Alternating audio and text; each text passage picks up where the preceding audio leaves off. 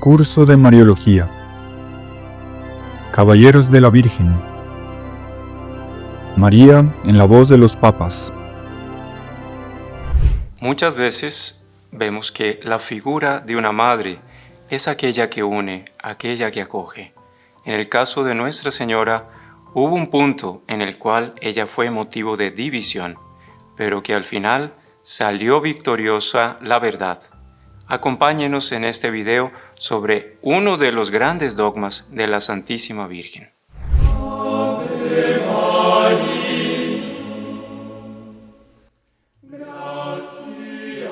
Tercer día, Inmaculada Concepción. Queridos amigos, Salve María. El día de hoy tengo la alegría de acompañarlos en este video sobre la historia del dogma de la Inmaculada Concepción de la Santísima Virgen María.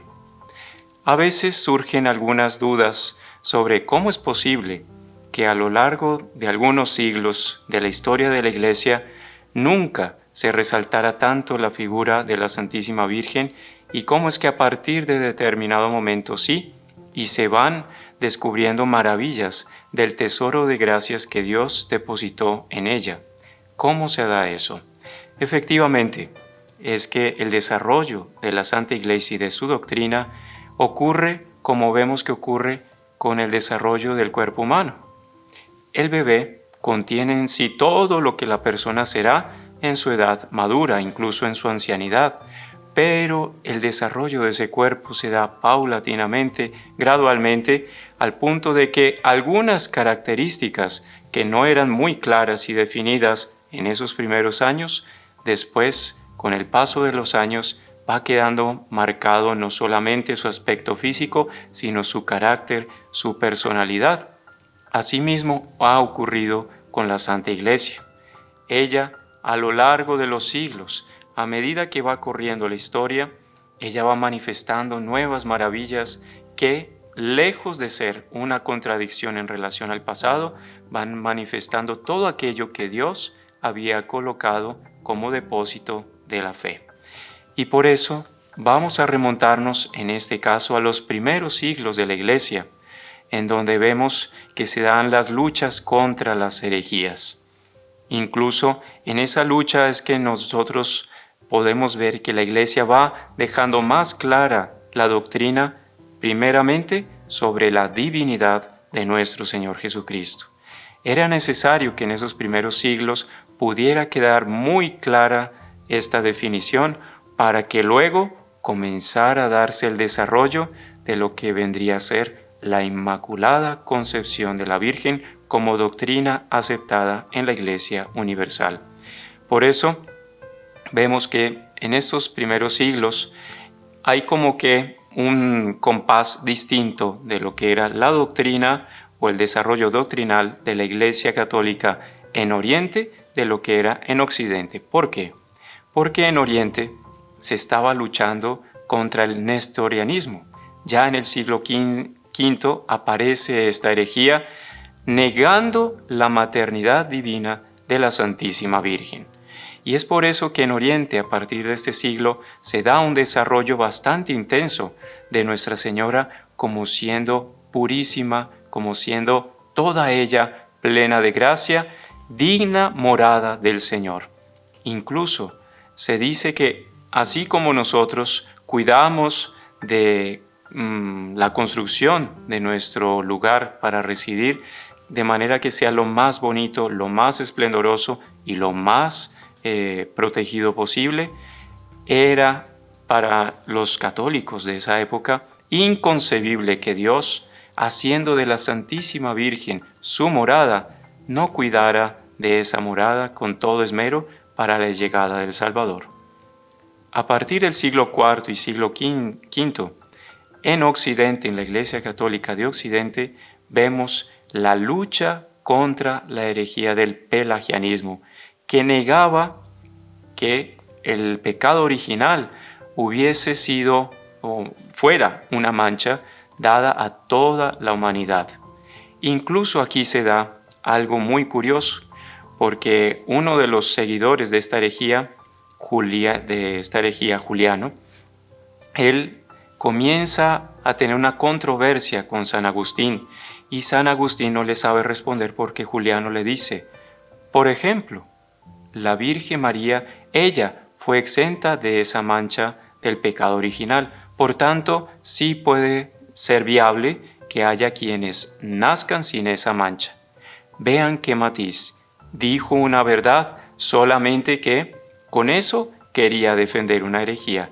Y San Agustín, queriendo poner en orden todas las cosas, da una respuesta que, sumamente respetuoso a la figura de Nuestra Señora, continúa defendiendo que sí, el pecado original se refiere a todos nosotros los seres humanos, nacidos en esta naturaleza corruptible. Solamente que aquí es interesante notar cómo en esa controversia aquellos que niegan la Inmaculada Concepción de la Virgen en esos siglos lo hacen pensando en que la mancha del pecado se da por el contacto del alma con el cuerpo, es decir, que por ese hecho de que nuestro cuerpo viene con esa inclinación al pecado, es imposible pensar en un alma que esté exenta de esa mancha.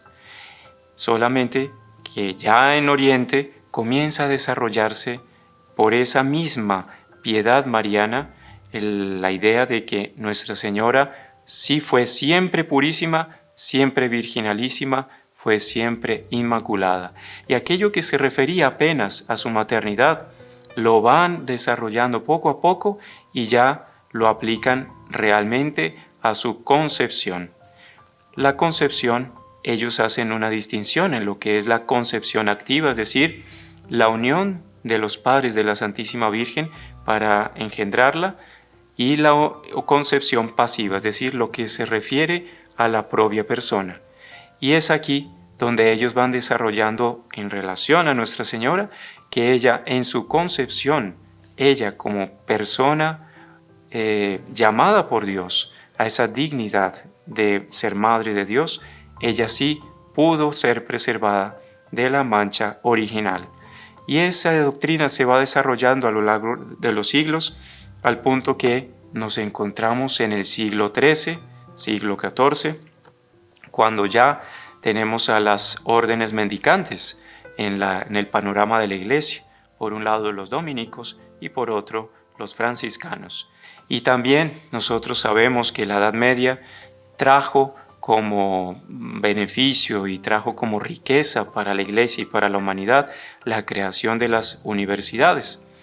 Y es en la Universidad La Sorbona de París donde, estudiando los dominicos, incluso entre ellos San Alberto Magno, Santo Tomás de Aquino, ellos desde el inicio estudiando algunos comentarios de Pedro Lombardo, ellos niegan que Nuestra Señora fuera exenta del pecado original, entre otras cosas, porque ellos decían que eso sería admitir que hubo una que estaba fuera del plan de la redención, es decir, que sobre ella como que ella estaría fuera de los designios de Dios para que fuese redimida por nuestro Señor Jesucristo con su preciosísima sangre.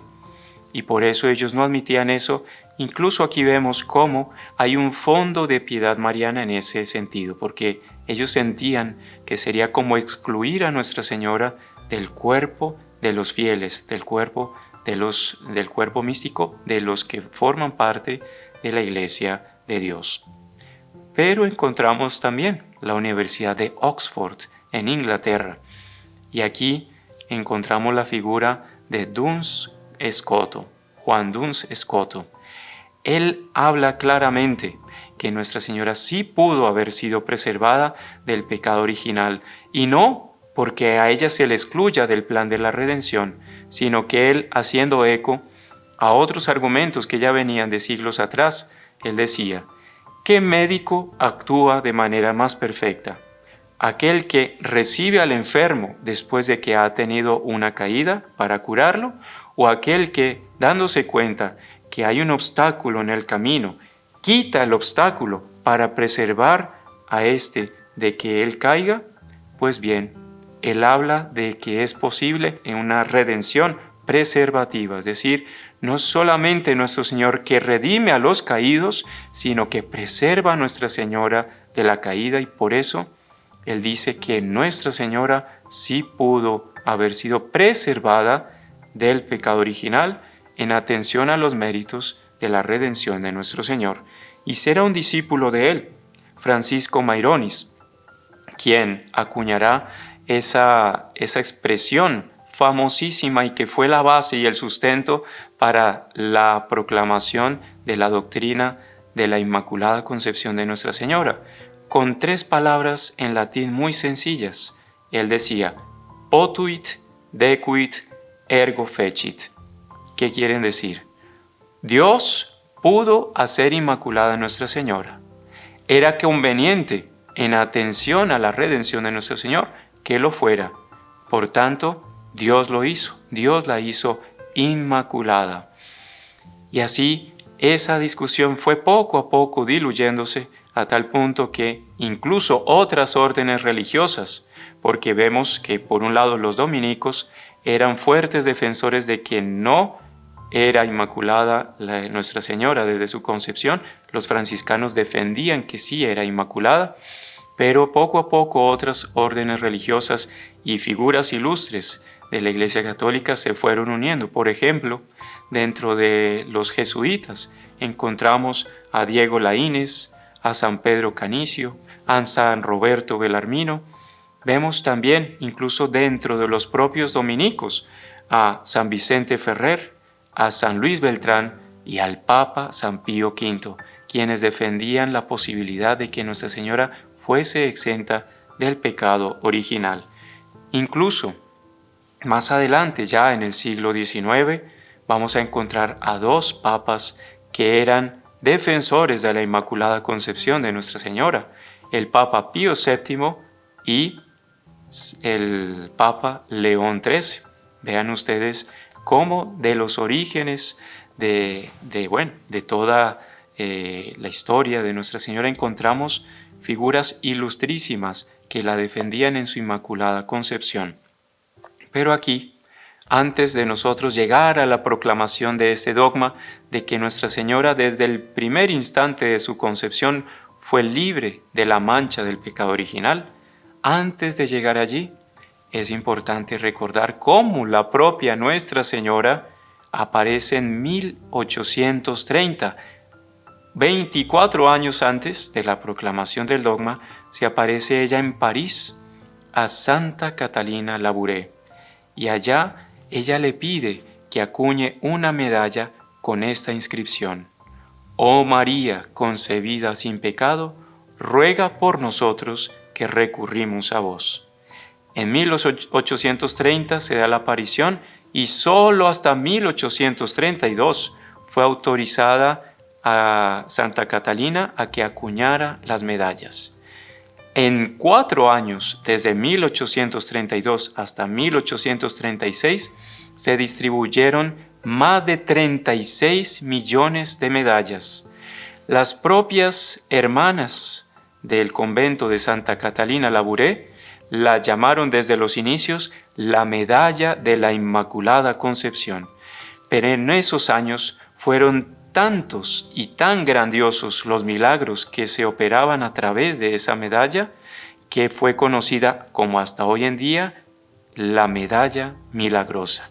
La medalla milagrosa es un testimonio de cómo el dogma de la Inmaculada Concepción tiene unas bases muy sólidas. Y más adelante, después de proclamado el dogma, luego en 1856 vamos a encontrar en Lourdes a Nuestra Señora que se aparece a Santa Bernardita Soubirous y le dice que soy la Inmaculada Concepción. Santa Bernardita no sabía nada de la proclamación del dogma, sin embargo recibe ese mensaje celestial que confirma lo que ya el Papa Pío IX había hecho precisamente por defender la Inmaculada Concepción y proclamar esta verdad como dogma.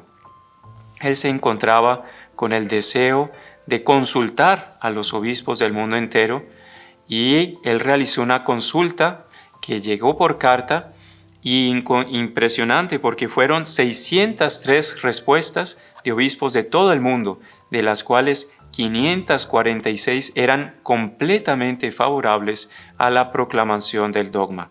Y con estas palabras, que si me lo permiten voy a leer, el 8 de diciembre de 1854 proclama con la bula Ineffabilis Deus el dogma de la Inmaculada Concepción. Declaramos, proclamamos y definimos que la doctrina que sostiene que la bienaventurada Virgen María fue preservada inmune de toda mancha de la culpa original en el primer instante de su concepción por singular gracia y privilegio de Dios omnipotente, en atención a los méritos de Cristo Jesús, Salvador del género humano, está revelada por Dios y debe ser, por tanto, firme y constantemente creída por todos los fieles. Y es por eso que nosotros hoy veneramos a la Santísima Virgen María como Inmaculada desde el primer instante de su concepción. Queridos amigos, los invito a que no se pierdan esta serie de videos sobre los tesoros de los dogmas marianos, en que usted podrá descubrir cómo Nuestra Señora no solamente a través de la piedad popular fue moviendo a los teólogos, sino cómo la Iglesia, gracias a todo ese movimiento mariano, va entregándonos a nosotros estas maravillas para ser creídas, para ser proclamadas y para ser veneradas por nosotros y así tener un vínculo más estrecho con Nuestra Señora. Recuerden descargar el archivo en PDF que está en la descripción de este video y acompáñenos hasta el final en esta serie sobre los dogmas marianos. Y que la bendición de Dios Todopoderoso, Padre, Hijo y Espíritu Santo, descienda sobre ustedes y permanezca siempre. Amén. No se olviden de inscribirse a nuestro canal y seguirnos para que puedan recibir aún más contenidos. Salve María. Te esperamos mañana en La Asunción, serie de formación. María en la voz de los papas. Dogmas marianos.